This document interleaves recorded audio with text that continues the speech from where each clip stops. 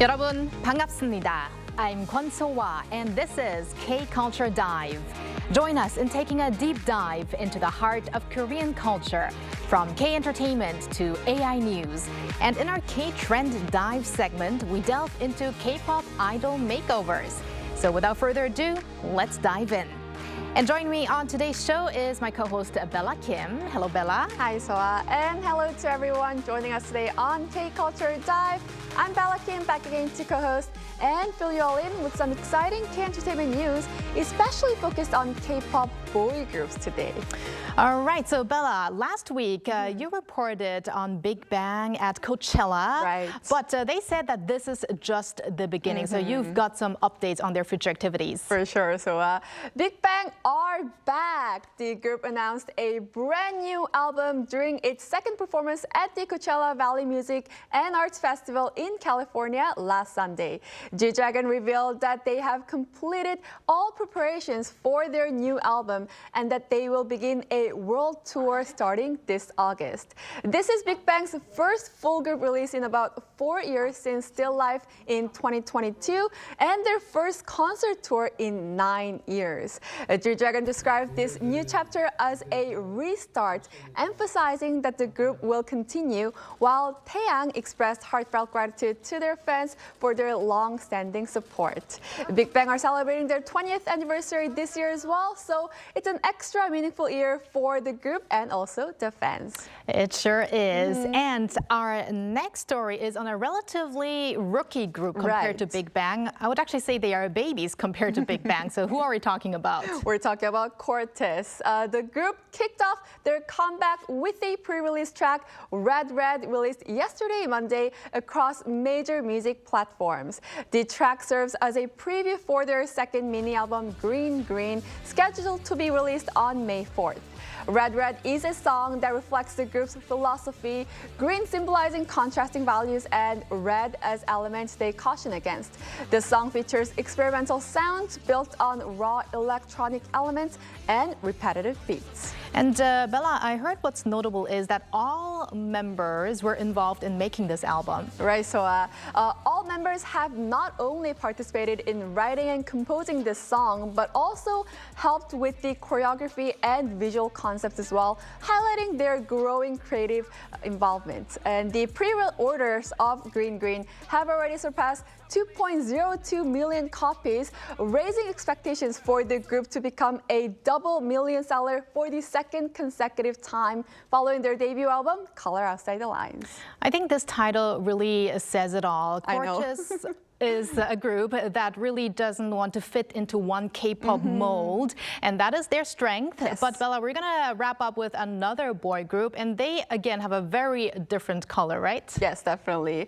Tomorrow by Together are seeing strong responses across Japan, Korea, and global platforms. Let's first take a look at Japanese music charts. According to Oricon's latest chart, TXT's 8th mini album, 7th Year, A Moment of Stillness in the Thorns, ranked #1 on the daily album ranking, reclaiming the top spot after its initial release. The title track, Stick With You, has maintained the #1 position on the Line Music's daily song chart for 4 consecutive days. And how is the song doing here in Korea? Yes, the song's doing great in Korea as well. Stick With You topped the Bug's daily chart for 5 days and successfully entered Melon's top 100. The music video is also showing a great performance on YouTube.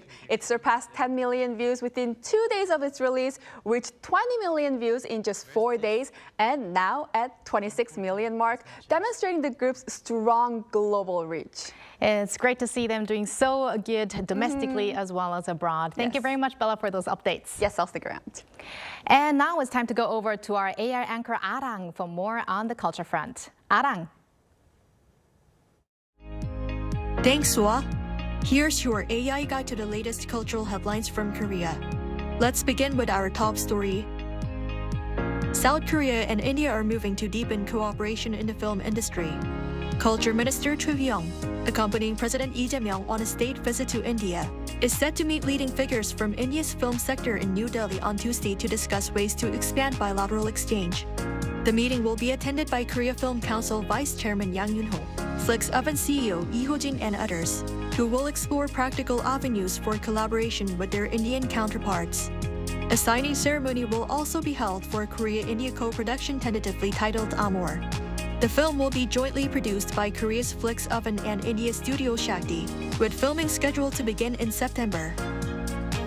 Prime Minister Kim Min-seok called for a greater role for Buddhism as a pillar of K-culture, saying it can help care for people's hearts in the age of artificial intelligence. Speaking at a ceremony held ahead of Buddha's birthday, Kim said the government would give special attention and support to the effort. He stressed that what's needed in an era marked by war is the Buddha's teachings, expressing hope that Korean Buddhism would help guide efforts toward peace and unity through a spirit of harmony and integration. South Korean experts will join a 5-year effort to help preserve Machu Picchu, a key site of the Inca civilization. The Korea Heritage Service has signed an MOU with Peru's Culture Ministry for an official development assistance project to strengthen conservation and site management. Under the project, Korean experts will create a high-precision 3D digital record of the site and develop a system to analyze and monitor its preservation environment. Designated a UNESCO World Heritage Site in 1983, Machu Picchu draws about 1.5 million visitors annually but faces growing risk from natural disasters and climate change. That's all from me. Turning now to a quick look at more K-culture stories making headlines today.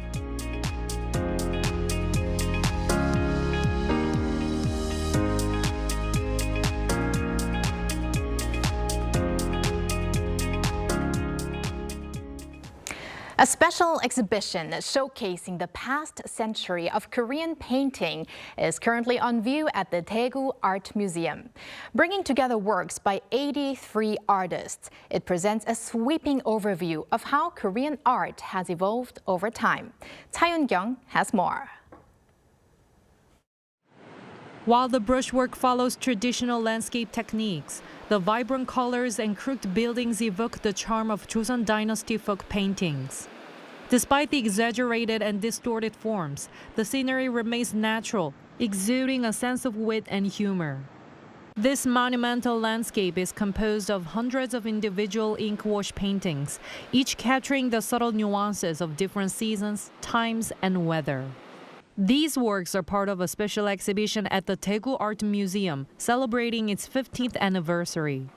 Under the theme 서화무진, when the brush moves, the world continues, the exhibition spans a century of art from the 1920s to the present day. The exhibition features not only works by renowned masters, but also young artists, specializing in Korean painting with modern reinterpretations. Bringing together about 200 works, including paintings, installations, and videos, the collection spans a wide spectrum from established figures to emerging talents. Curated with great effort by sourcing pieces from various museums, galleries, and private collectors, the exhibition is meticulously organized into 2 parts to showcase the diverse charms of Korean art. We hope that this exhibition breaks the stereotypes of Korean painting, that it is simply dated, tedious, or stuck in the past. Offering a comprehensive look at the evolution of Korean art over the last century, the exhibition runs until June 14th in galleries 1, 2, and 3 of Omi Hall at the Daegu Art Museum. Cha Yun-kyung, Arirang News. When you think of Korean food, bulgogi or bibimbap might come to mind. But there's a new favorite among foreign visitors. One that surged 44% according to the Korea Tourism Data Lab. Forget the usual tourist picks. Today, we're diving into Gamjatang, the hearty dish Koreans turn to for real comfort.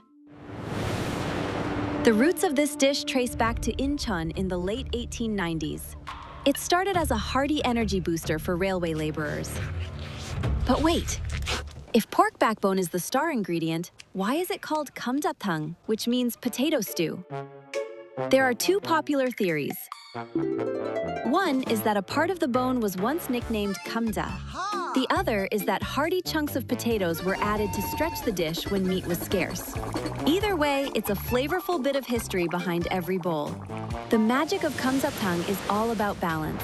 Pork backbones are simmered to create a deep, rich broth, while tender potatoes soak up every bit of flavor. Ugozi, or dried cabbage leaves, add depth and texture. And to finish, crushed perilla seeds and fresh perilla leaves bring a nutty, aromatic kick that ties it all together. Gamjatang is more than just a meal. It's a dish meant to be shared. One bubbling pot at the center of the table brings everyone together. Now it's your turn to see why so many visitors are choosing it over the usual picks. On your next trip to Korea, grab some friends and dig into the real local favorite.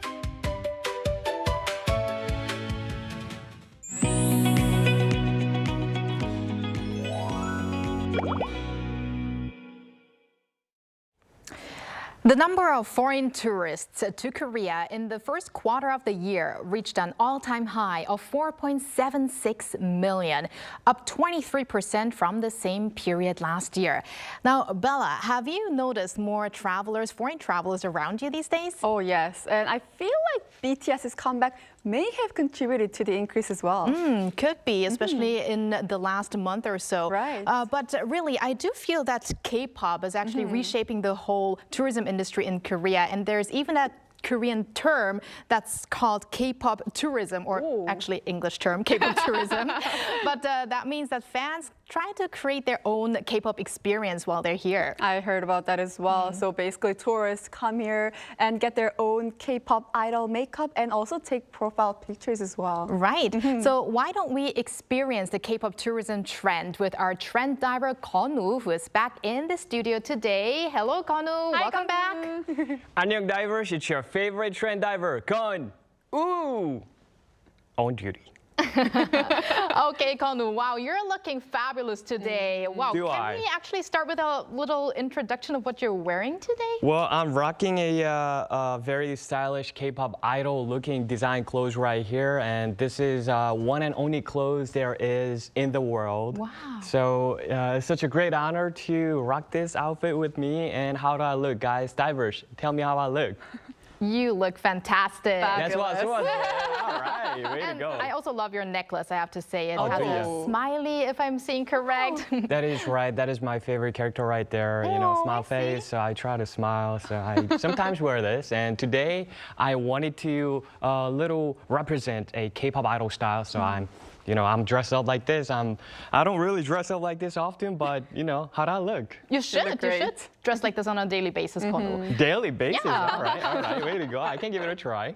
All right, so let's start with our topic today. So it seems like these days many people are trying out these hands-on experience of K-pop idol experience. So could you tell us a little bit more about this trend right now? That is a really good point right there, because the tourism in Korea right now used to focus on specific tourist sites or attractions in the past. However, traveling in Korea today right now transformed into a totally different, which is very selective, very experiential style that visitors can directly experience and enjoy what they love. So, for your own information, I can give you this, that 19 million foreign tourists visited Korea last year alone. That is a lot of numbers, and it is predicted that there will be more people coming into Korea. And if you think about it, 19 million is a big number right there. And just like I said, it used to be focused on attractions, like specific sites or specific programs, and now it's really about actually giving it a try for what they like. And people coming to Korea these days are very into this. And can you guys guess what it is? Can anybody know what it is? What is it? K-pop It's a K-pop. experience? That is right. K-pop is a key right here. So a lot of people, majority of people come to Korea for K-pop. But the thing is, all the K-popers, all the K-pop fans come to Korea for a lot of events. But this one will ring you a bell, because there is an event called 2026 Seoul Spring Festival is currently being held in Hangang right now. And there's a little kick in this event is that there is a little specific experiential booth where you can give it a try of K-pop idol makeup and also their costume design, K-pop idol design costume, and at the same time you can make your own photo cards. Can you believe that? Wow. That is crazy. Not many people get to do this. So, I didn't get to actually visit this festival, unfortunately, but I was passing by and I saw huge number of people, so I could definitely feel the popularity going on around this, the booth and also the festival. Wow. But you know, you might think that this is only for K-pop fans, but it ain't. Yes, It's for anyone walking by could try it out. I That is know. right. So speaking of who experiences this kind of trends, who would you say typically takes part in these experiences? Is it usually K-pop fans, or are just normal, regular tourists also take part in this experience? Well, that is a sharp point right there. Well, the majority of people who's actually visiting this event are like, yeah, of course they're K-pop fans. But the thing is, there are so much more than just K-pop. There is actually drone light shows, and there's also K-food market. There's a whole bunch of performances and stages that, you know, people just walking by, because Hangang is representative tourist sites for all the people. They're just walking by, they randomly see this event, and they just, you know, stop and watching, they fall in love with K-pop. It's kind of hard not to fall in love with it, you know that. And, you know, there is one more interesting part is that, you know, like a lot of people who actually live in Korea visit this place. Can you believe that? Even Korean visit this place and try to have this experiential program booth, because not so many people get to have a chance to give it a try of K-pop idol makeup or their costume or making a photo cards. I mean, this is insane, you know? Have you ever tried it? Have you ever tried it? Not exactly that, but we'll get to that later. I have Right. tried something similar. Right, I'm very Kwon-woo, excited. Tell us, how authentic really is this experience? Well, you know, like K-pop idol thing, and you know, if you think about like not only K-pop but also whole K-culture and also people here in Korea, you can't just say that Korean people are very meticulous and they are very detail-oriented. You can say that, right? So this is definitely beyond our imagination. You can actually make a reservation before you actually come into Korea and just let them know what kind of makeup style or what kind of K-pop idol you want to be like. And then they actually book exactly same makeup shop that those K-pop idols go to. So you can actually get all these services by the people who actually does the same thing for their favorite K-pop idols. And also, there are so many other things they can possibly try, and we'll talk about it later. Right. Now, beyond makeup, the other things that you can try is, for instance, you can learn choreographies, record your own songs, and even make music videos. So tell us more about these really live like an idol for a day experience. You know, well, you have to say that Korean people, they are just, you know, beyond your imagination, because they are amazing how they can actually keep up with all this Hallyu and K-culture spreading all around the world, because, you know, not only just dressing up like K-pop idol and just, you know, getting all this makeup and hairstyles, but also living like a K-pop idol in daily basis is the next step, I can tell you. And, you know, well, speaking of which, well, you can actually learn, just like you said, choreographies, and you can actually record music, and also you can do this. This is a highlight. This is a key right here, and I'm sure you've heard of it. There is a something called Gcam, which is kind of like a fan cam. I'm sure that if you're a K-pop fan, you are very familiar with this. Like, you can actually go to the set, and you can film everything. Like, you can film you singing, dancing, and also what's interesting about this is that you can actually share this experience on your social media, and you know, you can get all this attention just like K-pop idol. You're actually not only just trying K-pop idols daily basis, but also you're actually trying out to be K-pop idol among your followers or your subscribers. So people asking you like, wow, I love your outfit. I love the way you dance. I love the way you sing. And where did you get this? Where can I do this too? I love it. So this is not only just consuming time, energy, and money and just coming to Korea, but also you're actually having fun of it. So I like to call it funsumer, which is a new term. You know, you're having fun and you at the same time you actually consume I mean, there's no point of not doing this. What do you think? Wow, how more authentic can it become? I know, Exactly. sounds very interesting and definitely fun, as you've mentioned. So we did talk about your K-pop idol style makeup, and I heard you actually have tried idol style makeup. So please tell us how it was. Well, you know, I was a K-pop idol trainee, former K-pop idol trainee, and to be honest, I hope my makeup artist is not watching this, but I've tried many makeup shops, to be honest, and the makeup artists that I have worked with, they actually are currently working with BTS, IVE, and 101, all the big names right here. And as a beauty content creator and a consumer myself, I'm going to share this priceless tips with y'all, only with y'all divers, okay? Well, here's the thing. First, you have to know what you exactly want. If you don't know what you want, you can't get what you want. So you have to make sure the concept and the style of makeup you want to get. That's the first step right there. And second is that there could be difference. You should understand that there should be gray area, there should be compromising zone, because I know that you want to look like K-pop idol, but I mean, like, no offense, but we can't be never them. We can't just be like them, but we cannot replicate them. So what I'm saying is that we have a different skin tones and different face features. So you have to understand that there could be slight differences. So you can even make it better with a little modified makeup. So you have to make sure those two things before you actually try this. Make sure of that. I love the photos that we just saw, especially with the flowery background as well. That is right. Well, speaking of those idol photo shoot, I'm sure that you've done it before. Tell us about it. Yes, actually, I have tried it myself as well. It was more about the photo shoot rather than the makeup, because I already had my makeup done. I think we can see one of the photos here right now on the screen. Oh my goodness. Wow. I went to a photo studio that's run by a friend of mine, and I was just going to take a regular profile photo with regular clothing, but then she suggested I try out their idol concept, and as you can see in the photos, I transformed into, can you guys guess which idol concept this is? Oh my, that was a scene from my behind the scenes. Over there. Well, I have so many questions for you. Okay. Like, when is your debut? That's my first question. And second question. For sure. I know, Your right? debut has to be here, you know that, right? Right. Okay, we'll think about the details later, but I was trying to represent, I guess that IVE. was, yes. It was IVE. Isn't it?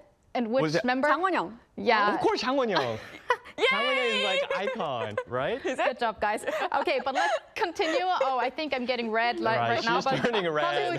You, So I was turning red. You But she was told going to have a us. debut.